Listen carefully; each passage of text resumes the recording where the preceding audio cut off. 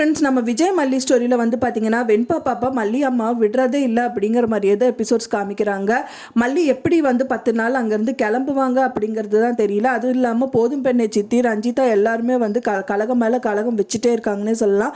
போதும் பெண்ணை சித்தி வந்து அவங்க பாபு அண்ணா கிட்ட சொன்னது மட்டும் இல்லாமல் ஊர்க்காரங்களையும் வந்துட்டு கிளப்பி விட்டுருக்காங்க.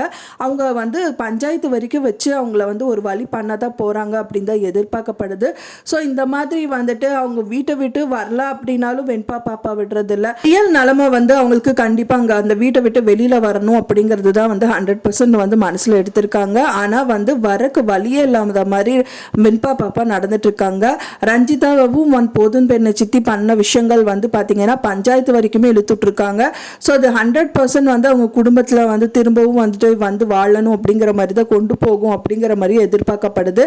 இப்போ மெயினாக வந்து வெண்பா பாப்பா வந்துட்டு அந்த நைட் ஒரு கனவு காண்றாங்க. அவங்க அப்பா கூட போய் படுத்ததுனால யாரோ வந்து பிடிச்சி இழுக்கிற மாதிரி ஒரு கனவு காண்றாங்க. அதை பார்த்தோன்னே ரொம்ப ஆண் கத்திட்டு எந்திரிக்கிறாங்க. மல்லியம்மா மல்லியம்மா அப்படின்றாங்க. அப்பா தயவு செஞ்சு நான் இனிமேல் வந்துட்டு மல்லியம்மா பக்கத்திலே போய் படுத்துக்கிறேங்கிற மாதிரி அவங்க சொல்கிறாங்க. அதுக்கு முன்னாடியே வந்து பார்த்தீங்க அப்படின்னா சித்ராவும் ரஞ்சிதாவும் வந்து அந்த ரூமில் என்ட்ரி கொடுக்குறாங்க. என்னாச்சுமா குழந்தைக்கு என்னாச்சு விஜய் அப்படிங்கிற மாதிரி கேட்குறாங்க. என்னமோ இத்தனை நாள் வந்துட்டு நிறைய விஷயங்கள்லாம் அவங்க எதிர்பார்த்தது வந்துட்டு அவங்க வீட்டு ஆள்கள் வந்து கேட்கணும் அப்படின்னு தான் விஜய் விரும்பினாரு. ஆனால் யாருமே எதுக்காகவும் வரல. ஸோ இப்போ வந்திருக்கிறதுக்கான காரணம் என்ன அதுன்னு கேட்டது மட்டும் இல்லாமல் வந்து பார்த்தீங்கன்னா அவள் என்னதான் பண்ணுறா அப்படின்னு சொல்கிறாங்க. வீட்டுக்கும் நல்லதா இல்லை, வெண்பாக்கும் நல்லதா, நல்ல விஷயங்கள் எதுவுமே பண்ணுறதில்ல, அவள் எதுக்கு தான் இங்கே இருக்கா அப்படிங்கிற மாதிரி கேள்வி எழுப்புறாங்க. அப்போ தான் வந்து மல்லி வந்து என்ட்ரி கொடுக்குறாங்க. மல்லி வந்து சொல்கிறாங்க, எங்கே தான் நீ போன அப்படின்னா நீ உங்கள் இவ்வளோ நேரம் தூபம் போட்டுட்டு இருந்தீங்கல்ல அதெல்லாம் முடியட்டும் அப்படின்னு சொல்லிட்டு தான் நான் வெயிட் பண்ணிட்டு இருக்கேன் அப்படிங்கிற மாதிரி மல்லி வந்து கெத்தாக வந்து அவங்களோட பதிலை வந்துட்டு சொல்கிறாங்க. அது மட்டும் இல்லாமல் வந்து பார்த்தீங்கன்னா இனிமேல் நான் அம்மா கூடயே போய் படுத்துக்கிறேன்ப்பா அப்படிங்கிற மாதிரி அந்த குழந்தை ரியாக்ட் பண்ணுது.